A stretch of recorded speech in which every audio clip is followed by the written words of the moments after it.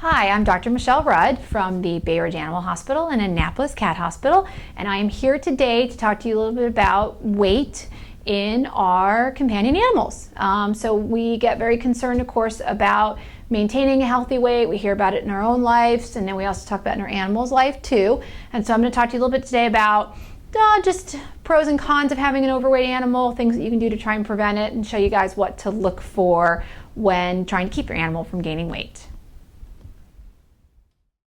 Okay, so just to give you guys an idea of a little bit of numbers, while everybody thinks their animal may be okay or just a little heavy or something or just not a problem, in reality, approximately 53% of the dogs that come into practices and 55% of the cats that come in to see us are overweight to obese. So that's about half the population of animals that come in, and that's just the ones that come to see us, have some sort of weight problem. So what? So what does that mean for your animal? Well, ultimately it actually can result in shortening of the lifespan. There were some studies done recently that looked at lean dogs versus heavy dogs, and one of the things they found was the lifespan of the leaner dogs was actually anywhere between 1 to 2 years longer than the heavier dogs. While 1 to 2 years doesn't sound a lot, 10 years versus 12 years becomes a lot in the life of a dog and your ability to be with them for that much longer. In addition to that, obesity and overweightness predisposes your animals to many different health problems, some of the biggest ones being orthopedic injuries. Heaviness, overweightness alters your biomechanics, makes it more difficult for your joints to operate properly, and you can end up having chronic pain, orthopedic problems, hip issues, degenerative joint disease, where you get actual arthritic discomfort, pain, and changes in the joints. Cruciate tears, we hear a lot about that in dogs. Obesity and overweightness will predispose your dog to that. In addition, of course, just like us, heart disease, high blood pressure, diabetes, big problem in our feline population now. Diabetes seems to be directly linked to diet and obesity, particularly in cats. So you can see, while you think carrying around an extra pound or two may not be such a bad thing, in our companion animals can result in a fair amount of medical problems and shorten their lifespan and the amount of time that we get to have them with us. Okay, so one of the things that we can do to keep weight off our animals, so everyone says, well, how do we do that? What do we do? The number one thing that you can do is directly influenced by you as their owners is feeding. Your dog and cat don't have opposable thumbs. They're not, for the most part, hopefully opening the cabinets and getting their own food, although we know that can happen. And so you're the one directly responsible for feeding them, and so you're the one that's going to be able to most control their weight by feeding. When growing animals obviously require more food. The growing dogs and cats can require upwards of 3 to 4 meals a day until they're approximately 4 to 6 months of age. After 6 months of age, I usually recommend, and most veterinarians recommend, feeding twice daily feedings, and I do that with cats and dogs, and that's for the rest of their life. The other thing that's very, very important is feeding twice daily, but also measuring the amount of food. While many of us are good at sort of estimating, okay, that's a cup or a half cup or whatever, it's just best to get something to tell that. With dogs, most of us feed dry food, and so one of the things I always recommend is having a measuring cup. This is one of ours, obviously, but it's specifically measured out as a cup of food. So you scoop it in, top it off, 1 cup.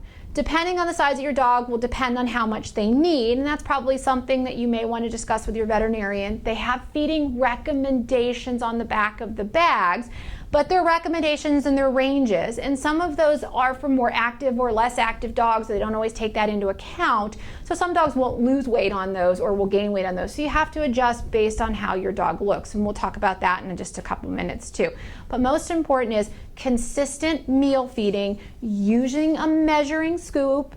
That's actually listed in, quarter cup, half cup, 2 cup increments, that type of thing, every day. Don't give extra, don't give a rounded amount, don't use the big gulp cups, any of those things, because those are all way larger than an 8-ounce measuring cup. So important to do that. If you're doing cans with dogs, same thing applies. You still want to measure it out based on starting with the recommendations on the cans and going from there. Again, it's not that difficult for your veterinarian to figure it out or help you figure out a rough amount of calorie consumption for your dog. Cats are a little bit different. One of the worst things that you can actually do for your cat's lifespan is free feed them or tower feed them in those big things where the dry food sits there and just pours out and they eat at will. That is one of the number one causes of obesity in cats. Something as little as 8 extra pieces of dry kibble per meal in your cat will eventually result in obesity by the time they're about 8 years of age. 8 pieces, not very much.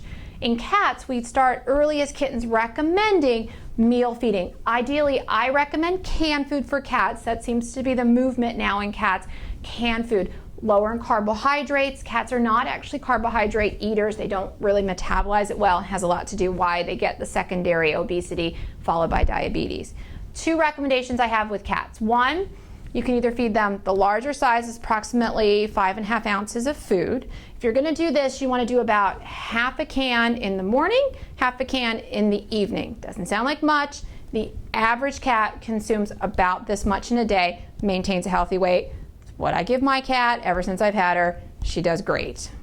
Other option, the slightly smaller cans, some people like these, or changing them up is okay too. If you're going to feed these are about 3.3 ounces, you're going to want to do 1 can twice daily, okay?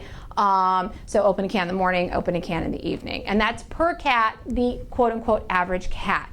Seems to work pretty well across the board. If you have a slightly smaller cat or slightly larger cat, you may need to adjust again, consult with your veterinarian, but on average that works well. If you have a cat that only wants dry food, and I know they're out there and that's okay, you still want to consider meal feeding. Again, I usually recommend starting with no more than a quarter to an eighth to a quarter cup of food twice a day. So no more than a quarter to a half a cup of food daily. And I still do morning and evening. And you can of course blend this and do some canned and some dry and play with it. But the big take home message is meal feeding both cats and dogs twice daily. Measured amounts significantly decrease the chance of overweightness and obesity. Okay, and of course the other component to weight loss or maintaining a healthy weight is exercise. We hear about it from our doctors all the time. We hear about it on TV all the time. No different with our animals. There's a couple of things that you can consider trying. 1, if you have an overweight dog, don't take them out, run them for 4 miles and off you go. Just like with us, you want to gradually build up an exercise routine. They can predispose themselves to injuries if they're not used to being active. Again, mechanics are off with when you're overweight, so you have to gradually work on it. But gradually start walking them. If you have a dog that likes to swim and you have an environment that's safe for swimming, great activity, low impact, just like with us. So definitely start getting them out there, start doing the walks. Don't start in the dead of summer when it's hot and humid. Start when it starts cooling down. Gradually build them up to it, get them used to it. Even if you don't have time every day, I don't have time to walk my dog every day either. Set aside at least 3 if you can, or 4 times a week where you have some ability to walk your dog. Your dog will be happier, you'll be happier, you both get activity, and it will help in addition to the feeding. Cats, yeah, they're a little harder. My cat's not exactly the most active either. Couple things you might try and do that. 1, try getting them out there with those little toys with the feathers and the fishing lines and getting them moving. Laser pointers work real well. A lot of cats enjoy those and they'll do some activity. Even if it's just for 5 or 10 minutes, try and see what you can get them to do. Catnip, again, get some moving, get some rolling around. Cats that get to be 12 and older have a definite drop in their metabolism, and they need some increase in them. And so you really want to try and encourage them to, you know, find a toy they like, even if it's just a couple times a week, something, even if it means that they have to walk from upstairs to downstairs to get their food, even just something to get them going. Just like with us, increase your metabolism, decrease your calories, you will lose weight. So a really important part of that with them too. Okay, and lastly, treats. Everyone always asks me about it. I'm a pet owner. I give my animals treats. They love them, they get excited. I like treats, we all like them. In moderation. I never tell people to completely cut out a treat because I know realistically it won't happen, and that's okay. Your treats should be no more than 10% of their overall calorie consumption in a day. Secondly, make them work for those treats a little bit. Use that to your advantage for activity. Make them wiggle, make them shake, make them run down the stairs and back up again to get it. Make them work, particularly the dogs, a little bit for those treats. They'll burn a little calories and get the treat. Other thing too, again, moderation. If you normally feed a bone this big to your dog every day, break it in half. Break it in quarters. Give them a quarter. Give them another quarter. Cut it down a little bit. Use small pieces. They're going to get the same enjoyment from an M&M sized treat that they do from a mega chocolate bar sized treat, but have less calories. I know it doesn't sound the same, but trust me, they do. They'll enjoy it just as much. And again, maybe try and focus some of that energy and excitement for the treats to more positive behaviors with you, i.e. brushing, petting, rolling over on their back, things that'll take the focus off the treat a little bit, more onto more active and just more loving behavior with you, and that'll help too. So last thing I just want to give everyone a little heads up about is how to tell what is sort of an ideal body condition for your animal. Obviously, a Yorkie is going to weigh less than a Great Dane, hopefully.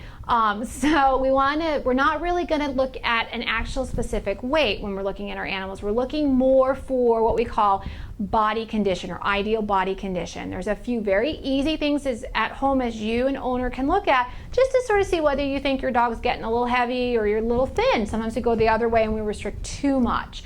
The number one first thing we like to look at is when we're looking at our dogs, we look at them from the side. When you look from the side, you want to see a bit of a tuck in their back of their abdomen or their waist area. When you look, it should then go up and have a slight tuck. We don't want to see it straight across from chest all the way to butt, and we don't want to see it so skinny that they look almost kind of just nothing there either. So we're looking for that. Other thing too, when you look at your animal, you want to come and look from on top of them and look down at them, and you're looking again to see, you should start to see that the ribs come, and then we want to see a little bit of a tuck right through here again, and then it flares back out to the hips. Lastly too, everyone always gets a little concerned if they think a dog's too thin because they can see a little bit of rib. Actually, that is an ideal body condition in a dog. You want to be able to see just a faint outline of the rib when you are looking at them, and when you run your hand across their side, you should be able to feel some ribs with very little padding across. We don't want to have to push into them to find those ribs. That's too much padding. Same thing with their spine. You want to be able to feel along the spine and feel just a hint of the backbone there with just a small amount of padding. Again, you shouldn't be able to indent and make little dimples in your dog's back because that means they're a little too heavy. So tuck, waist from the top, little bit of rib, and that's usually a real quick and easy way to tell what your dog should look like. If you're losing that rib, if you're feeling too much padding, cut back a little on the food. Doesn't have to be drastic. I usually tell people work in quarter cup increments first. Go from there. Cats are not that different. Same type of thing. You want a little bit of a tuck around that waist area. When you look from the side, a little tuck up. The rib effect is a little less obvious in cats. Most of them we don't really see as much rib with them. If you start to see rib, they may actually be a little on the thinner side. But you should be able to run your hand across them also, carefully, and not get, you should be able to feel just a hint of rib again with just very little padding on them. Same thing along their spine too. So thank you guys for listening. Hopefully this gave you some good information on ways to help your pet stay lean and trim and live a longer, happier life. If you're doing these things and you still aren't seeing the results that you think, or your pet's just not quite getting the weight off like you should, talk to your veterinarian. There are some prescription diets available to help encourage weight loss, and there are some other options that you can consider. But again, the number one thing that you can do to improve your dog and cat's life, quality of life and lifespan, is to keep them from becoming overweight. And the best way to do that is to measure what you feed them, do it twice a day, and resist the urge for those little extras. Thank you.